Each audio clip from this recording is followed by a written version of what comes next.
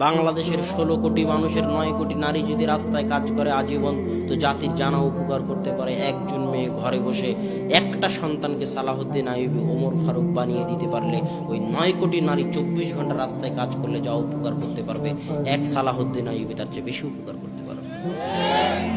অতএব নারীদের গুরুত্ব কোথায় সেটা আপনাকে বুঝতে হবে। ইহুদি খ্রিস্টানরা জানে যে নারীদেরকে ঘর থেকে বের করে নিলে সমাজ নষ্ট হয়ে যাবে। কেমনে সমাজ নষ্ট হবে? নারী যখন ঘর থেকে বেরিয়ে গেল, ডাক্তার সকাল 8টায় বের হয়, 5টায় ফিরে, স্বামী বিদেশে প্রবাসে কাজ করে, স্বামী এক জায়গায় মা এক জায়গায়, সন্তান মানুষ হয় চাকরের হাতে, চাকরানির হাতে। ওই সন্তান কি সৎ হবে? ওই সন্তান কি ভালো হবে? হতে পারে না, অসম্ভব।